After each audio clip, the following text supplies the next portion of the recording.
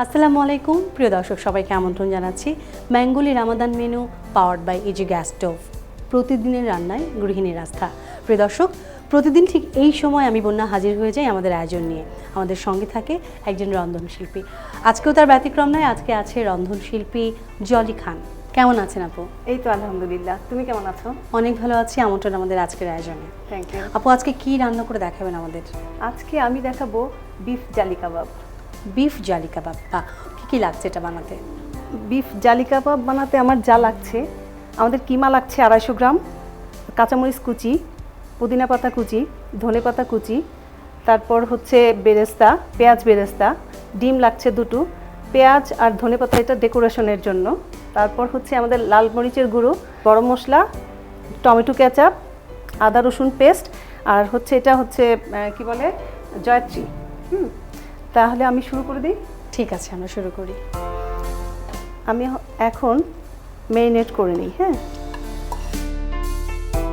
যদি আমি কিমাটাকে মেরিনেট করে আগের দিন রেখে দিই তাহলে খুব ভালো হয়, কিন্তু এখন তো আমাদের সময় নাই। যার জন্য আমরা কি করব, সাথে সাথে মেরিনেট করে সাথে সাথে ভেজে ফেলবো। তাহলে দিয়ে দিচ্ছি, এখানে 3-4টা কাঁচামরিচ আছে, তারপরে হচ্ছে 2 টেবিল চামচ পুদিনা পাতা কুচি, 2 টেবিল চামচ ধনে পাতা কুচি দেব, পেঁয়াজ বেরেস্তা হাফ কাপের চেয়ে একটু কম, মানে 3 টেবিল চামচ পরিমাণ দিলে ভালো হয়। আর দিচ্ছি গরম মশলা গুঁড়ো 1 চা চামচ, লাল মরিচের গুঁড়ো দিচ্ছি, আর টমেটো কেচাপ দিচ্ছি 3 টেবিল চামচ পরিমাণ, আদা রসুনের পেস্ট দিচ্ছি 1 চা চামচ, ব্রেড ক্রাম হাফ কাপ। আর এই যে ব্রেড, এটা হচ্ছে আমি পানিতে ভিজিয়ে দেবো। হ্যাঁ জি।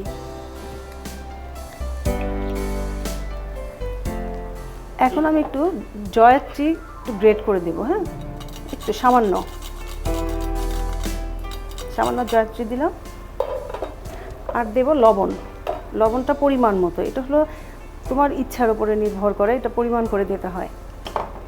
আর এখন আমি মেরিনেটটা করে নিই, আর হাত দিয়ে মাখালে ভালো হয়। হ্যাঁ, সব সময় আমরা এই জাতীয় যে কাবাব টাবাব এগুলো আমরা করব, তখন অবশ্যই হাত দিয়ে মাখাবো। হাত দিয়ে মাখালে যে টেস্ট, সেটা কিন্তু চামচে আসবে না।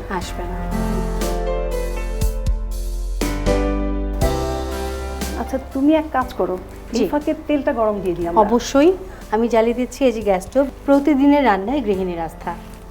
আচ্ছা, এখানে তেল দিয়ে দিব। হ্যাঁ, তেল দিয়ে দিয়ে আমরা ডুবো তেলে ভাজবো। অবশ্যই সবটুকু দিয়ে দিই।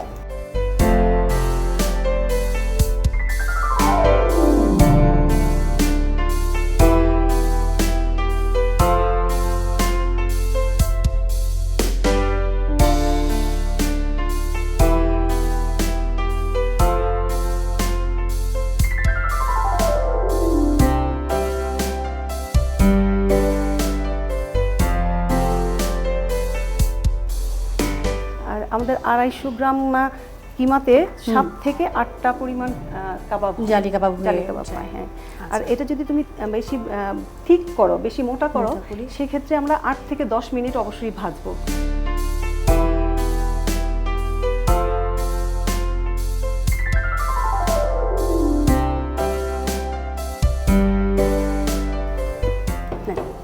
দুটো ডিম নেব এখানে আমি।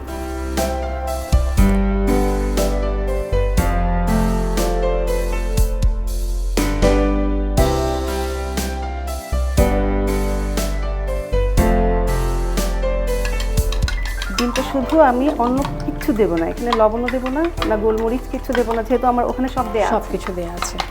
উপর প্রলেপটা দেওয়ার জন্যই ডিমে ডুবিয়ে দিয়ে দেবো। একটু দেখো। জি।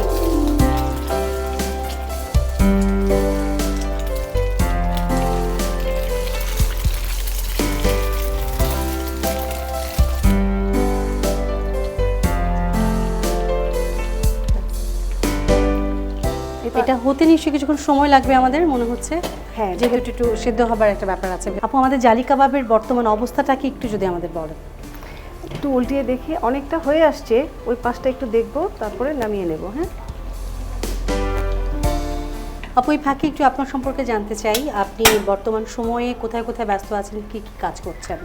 ও আচ্ছা আপু, আমি হচ্ছে ওমেন্স কালিনারি অ্যাসোসিয়েশনের অর্গানাইজিং জয়েন্ট সেক্রেটারি। তো ওখানে আছি। এখন তো রমজান মাস, জি। অনেক টিভি চ্যানেলে আমাদের কাজ করতে হচ্ছে। তাছাড়া সারা বছর ধরেই করি আমরা রান্নাটা। আর আমি হচ্ছি ITIC থেকে কুকিং এবং বেকিংয়ে লেভেল 1, লেভেল 2 এবং অ্যাডভান্স কমপ্লিট করেছি। বাহ। আর হচ্ছে এই তো কয়েকদিন আগে আমরা একটু কলকাতা গিয়েছিলাম রান্নার ইসে। আপনাদের ওখানে একটা মনে হয় ওয়ার্কশপ ছিল বা কিছু একটা। তো ওয়ার্কশপ শেষ করে এসেই এখানে আবার ব্যস্ততা শুরু হয়ে গেছে। আচ্ছা হয়ে গেছে, এটা তাহলে আমি বন্ধ করে দিই। হ্যাঁ প্লিজ। এখন তুলে নেব। তেলটা ঝরিয়ে নেওয়ার জন্য আমরা কি করব, টিস্যুর মধ্যে নেব, যেন যে বাড়তি যে তেলটা আছে সেটা যেন শুকে যায়। হ্যাঁ, তেলের ব্যাপার তো একটু সাবধানে করা ভালো।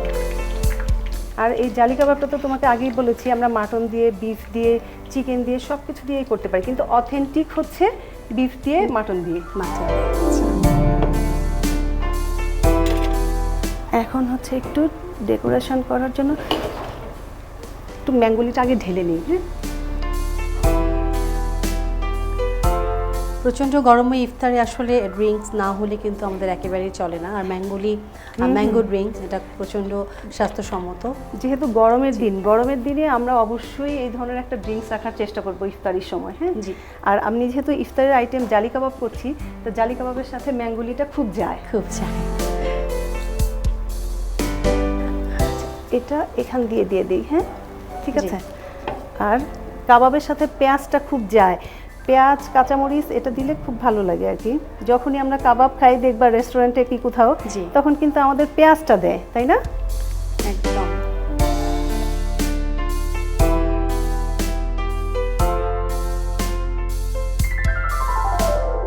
একটু ধনেপাতা দিই সাইডে,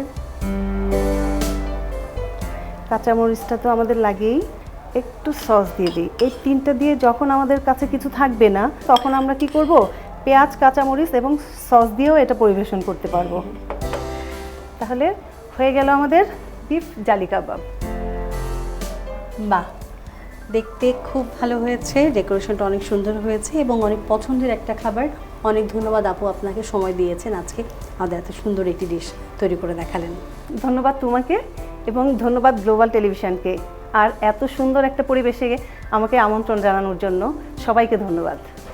প্রিয় দর্শক, দেখলেন তো কত অল্প সময়ের ভেতরে খুবই পছন্দের একটি খাবার জালি কাবাব তৈরি হয়ে গেল। আপনাদের সুবিধার জন্য পুরো প্রণালীটি আরও একবার দেখাচ্ছি। বিফ জালি কাবাব।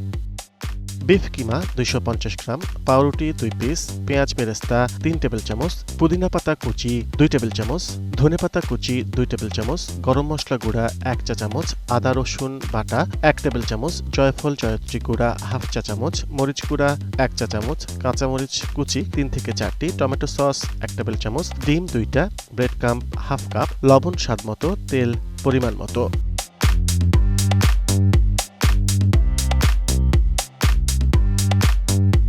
প্রিয় দর্শক, নিশ্চয়ই আপনারা দেখে নিয়েছেন, বাসায় রান্না করে নিজে খাবেন, পরিবার পরিজনকে খাওয়াবেন। আজকের মতো আমি বন্যা বিদায় নিচ্ছি। ম্যাঙ্গোলি রামাদান menu powered by AG gas stove, প্রতিদিনের রান্নায় গৃহিণীর আস্থা। আজকের মতো বিদায়, আগামীকালকে আবার দেখা হবে ঠিক একই সময়। সে পর্যন্ত ভালো থাকুন, সুস্থ থাকুন, গ্লোবাল টেলিভিশনের সঙ্গে থাকুন। আল্লাহ হাফেজ।